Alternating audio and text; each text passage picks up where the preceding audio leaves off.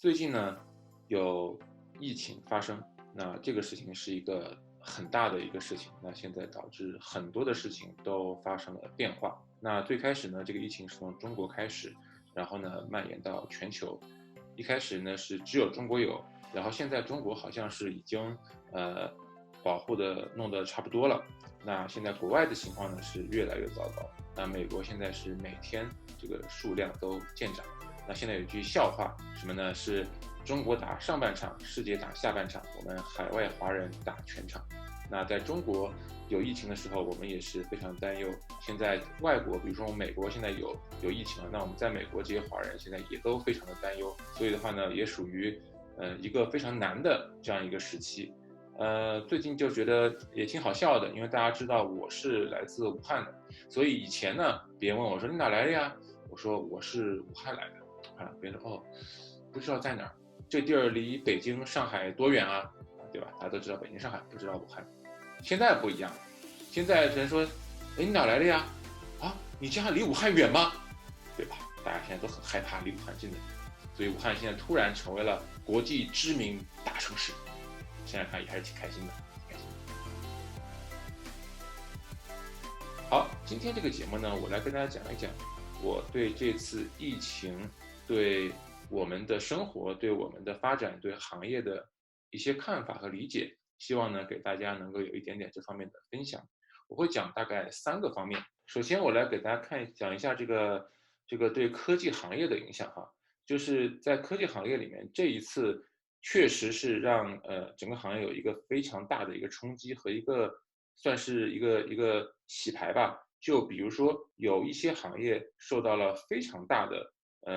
帮助，比如说在线教育。那现在不管中国还是美国，那都把这个孩子不上学了，然后就放在家里给他们远程的学习，用视频的这样的一种方式。再比如说远程办公，比如说现在非常火的 Zoom，你看到现在股票所有的都狂跌，往下就是直坠的，但是只有 Zoom 的股票是平甚至是涨的。因为呢，现在在这样的一个疫情下呢，很多的公司现在都进行了远程办公，所以的话呢，这个远程办公的视频软件现在就变得一个非常非常火的一个状态。再比如说各种各样的速递呀、外卖呀，那现在大家因为又不能够出去吃东西、买东西，那送到家的这些服务也都有很好的一个机会。那大家又说了哦，那就是疫情是暂时的嘛，那如果这个疫情过了，那不就又恢复原样了？那不一定是这样的，就是说任何的一个行业，你一个新的东西出来，要让别人去使用它，这个东西是有成本的，这个叫这个 customer acquisition cost，叫 CAC，对吧？那一般你的这个生意能够赚钱，那是因为你的 LTV 大于 CAC，lifetime value 大于 customer acquisition cost。有些行业如果 CAC 太高的话，那么在一个正常的生意里面，它可能就会失败。但现在呢，由于你因为疫情的原因，这个很多人他被迫使用你这个软件，所以你这个东西的 CAC 就没了。这样你本来是挣不到钱的，现在变成能挣到钱了。而且呢，这个里面还有一个用户的切换成本和教育成本的问题。那很多人原来是不会用的，他觉得用起来也很麻烦。哎，现在好了，你不用不行呀，你得上学呀，你得办公啊，你得吃饭呢，你得买菜呀。那不得不用了。那他开始被这样学习一下之后，发现好像这个东西还挺好用的。其实就这个教育的成本被这个疫情给承担了，这样公司你自己不用做教育成本。所以的话，这个是对这些公司特别有利的。一旦这些人用户被教育了之后呢，他们接受了这个产品以后，他们以后还会继续用上去。那还有一些线下的生意就很惨了，特别是比如说零售，比如说旅游，比如说航空，比如说酒店，对吧？像这种需要人去行动的这样的一些行业，现在因为大家城市都已经被封闭了，在中国是完全封闭，像武汉市已经是你连小区都不能出。那美国的话呢，虽然没有完全封闭，但至少是说你们要自己待在家里，不能乱跑，除非是出去有一定要做的事情，比如说去买菜呀什么的。那别人出行的这样的一个频率，可以说是一个大幅的降低。那你又说了啊，那以后反正他们还会回来的嘛，疫情过了以后，大家还是要坐飞机，还是要吃东西，去餐馆啊什么的。那又不一样了。那生意它都是有一个资金链的，那资金链一旦断裂，那这个生意就回不来了。什么时候这个疫情回去之后，你是想回来，但是你的以前的那个资金已经没有了，所以很可能这个生意该死就要死掉了，这个生意就不存在了。所以对他们来说呢，是一个非常大的打击。不过呢，这个确实又从另外一个角度来说，是一个非常好的让线下的生意逐渐的往线上转的这样的一个机遇所在，算是一个历史性机遇吧。就比如说，可能你以前是一个在线下做生意的一个行业吧，现在你被迫怎么样呀？被迫到线上来做直播带货啊，自己把自己做成网红的样子。为什么呢？因为你不这样做，你的生意就挂了呀，你没有线下渠道，你不得不去学习使用线上渠道做直播带货。哎，那说不定这就是一个很好的把很多线下的这种生意往线上来进行引导的这样一个很好的机会。从这个角度来说，对互联网行业来说也是有一个非常积极的一个影响。那这个呢是从互联网行业的角度来说。好，刚才第一个呢，我们讲的是对科技行业的影响。第二个呢，我要讲讲这个疫情对经济的影响，以及对这个我们的个人发展，比如说留学呀、就业的这样的一些影响。现在这个情况呢，就很像08、09年，就上一次经济危机不是在那个次贷危机的那个时候嘛？那我是在那个之后一点点去念的 MBA 到美国留学，然后我毕业的时候，当时的这个经济危机基本上已经过去了。我刚去读的时候，那个时候在亚特兰大，那个时候的各种资产都便宜的不得了，但那个时候我没钱。比如说那种就是很棒的区域也不错的这个 townhouse 联排别墅，也就是20多万美金吧，对吧？现在他们都涨起来了，但是可以想到那个时候整个这个资产，包括股市、房市都是超低超低。然后等我毕业的时候呢，就慢慢就好起来，而且当时的失业率最高曾经达到过9%点几，如果没记错的话，我毕业的时候已经降低到5%以下了。那最难的是什么呢？是当时07年到美国来留学这帮人，那么他们07年留学的时候正好处在经济的高峰期，那么09年他们毕业的时候正好处在金融危机的中间，那个时候很多的反常的事情都会发生，比如说以前曾经招国际学生的公司决定不招了，给了你 offer 的这个公司还要把这个 offer 给收回来，那我就有这个朋友当时有09年有这样的一个经历，所以现在这个情况呢就非常的考验大家对这些事情的一个判断力至少在未来的几年里面，这个经济一时半会可能是回不来的。虽然疫情本身会过去，但疫情由于它对整个经济的很多伤害，比如说我刚才讲的很多的这个资金链断裂的公司，你挂了就挂了，你回不来的。所以要恢复还是需要一些时间的。那比如说，如果你现在有一个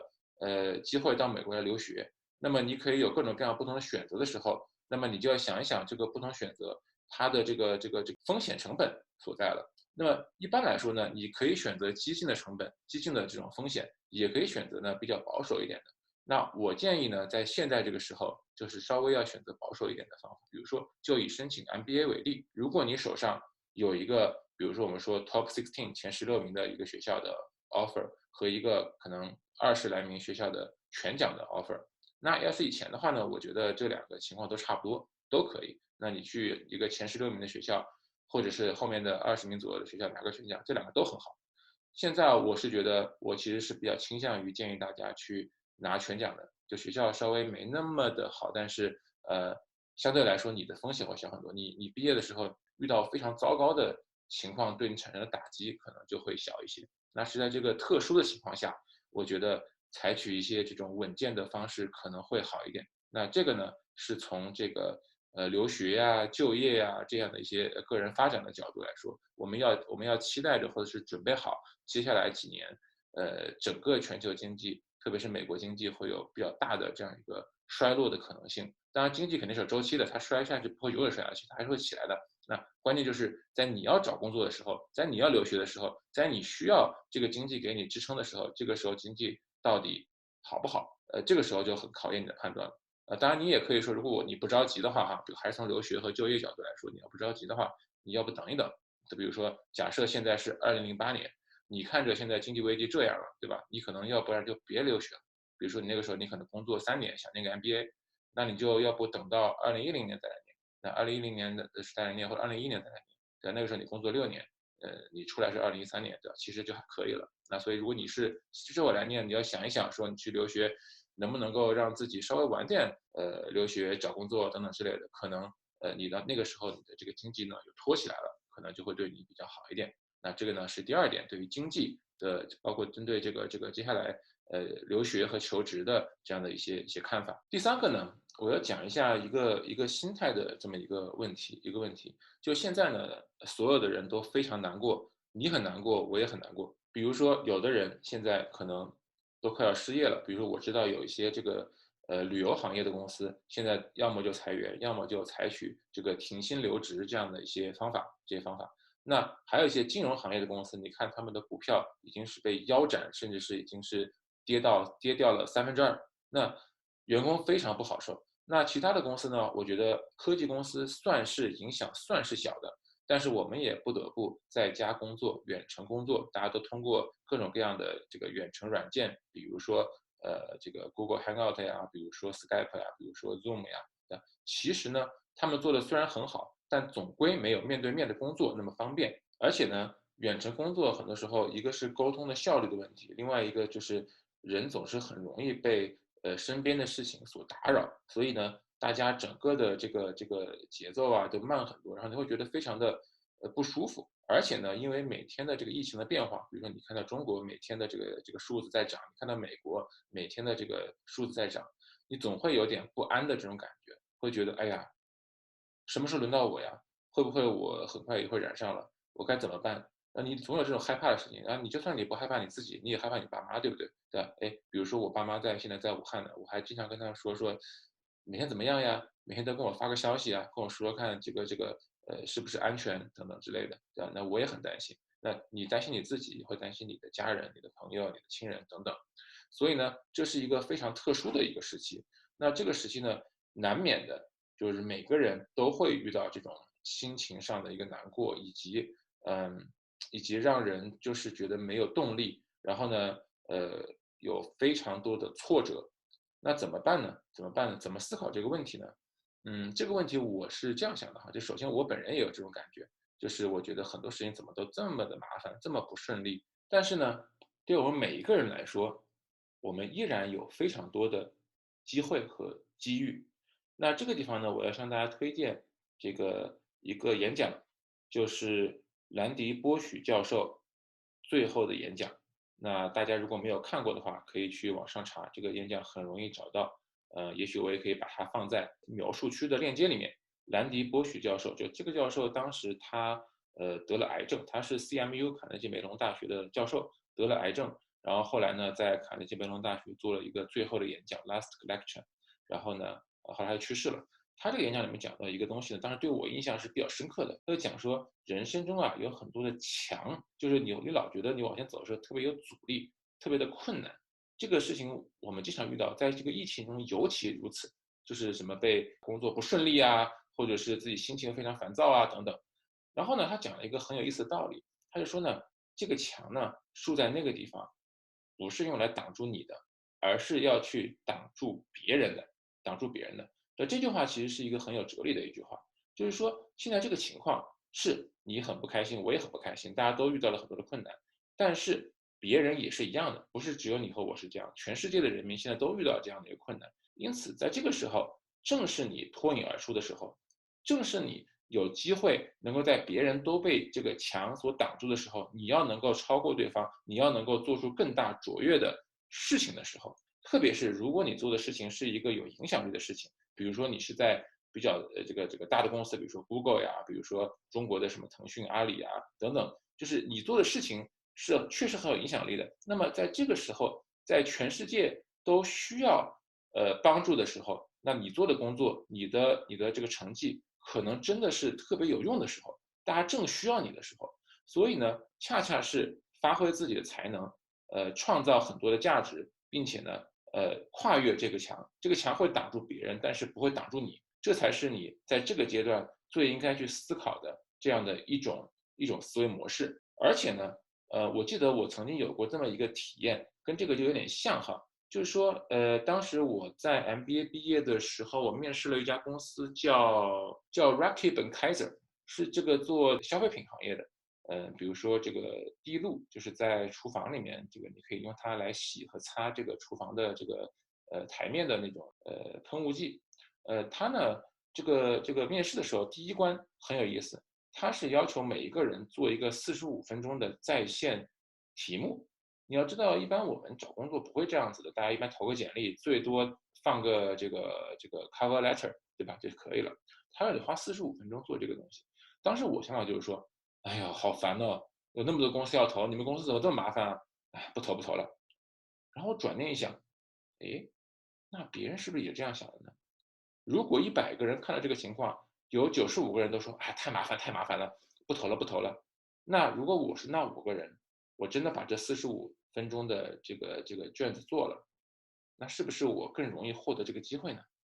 这个就跟当时兰迪波许教授讲的，这个墙是拦住别人而不是拦住你的，是一样的道理。于是我当时就真的耐下性子把这个45分钟的这个题目做了。哎，做完之后很快果然拿到了面试通知，后来还面到了最后一个。后来是因为跟 Google 的面试时间冲突，我不得不怎么样选择不去那个最终一轮面试，要不然的话，可能我现在就在卖快消品呢啊。所以呢，回到刚才讲的，就是在这种困难的时候呢，虽然你困难我困难，但别人也困难。那你有什么想做的事情，你要有影响力的事情，你现在就要去做。这个墙呢是挡住别人的，而不是挡住你的。越是这个时候，你越能够越有机会去脱颖而出，脱颖而出。更何况，其实人生就是这样子，就是说，如果这个事情没有起伏，任何事情都是平平淡淡的，那么你这个事情就没有什么事情可讲。举个例子，大家都写过简历吧？大家都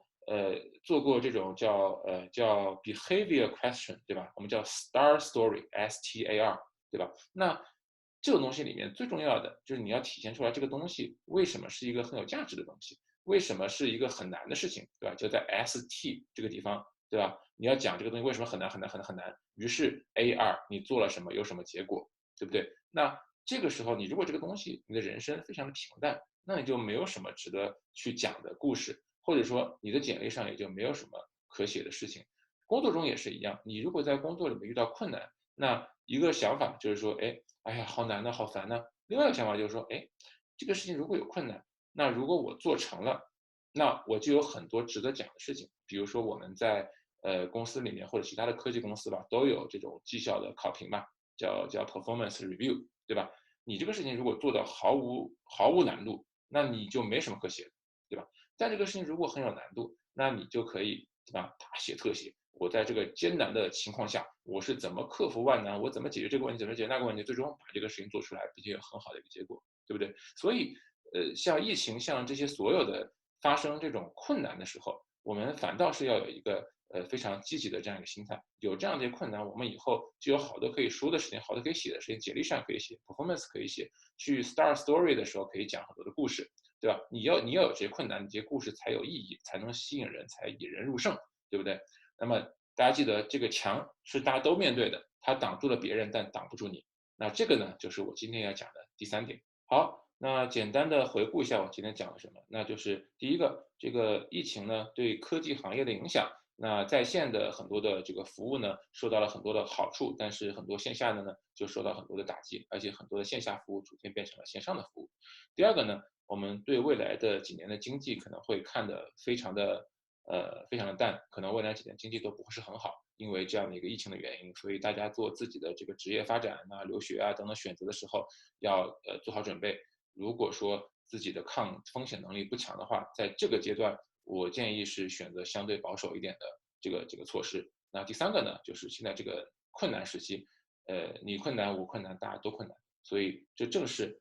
怎么样体现你能力、体现你价值的时候。这个墙呢是挡住所有人的，挡住了别人，但是挡不了你，好吧？好，那我今天的内容就讲到这个地方。那今天呢，也是我第一次用这个 Zoom 这个软件，以后呢我会用的更多，因为现在不是被这个隔离了嘛，大家都不能出门，所以我去采访嘉宾也没办法跟人面对面采访了，所以以后呢就打算使用这个 Zoom 跟嘉宾做这样的一个采访。那大家看到这个后面有这个虚拟的背景，是我们这个加州湾区非常著名的金门大桥，所以我觉得也还蛮适合做我们的这个背景的。好，那如果喜欢我们这个节目的话呢，请转评赞这样的话呢，我们的这个系统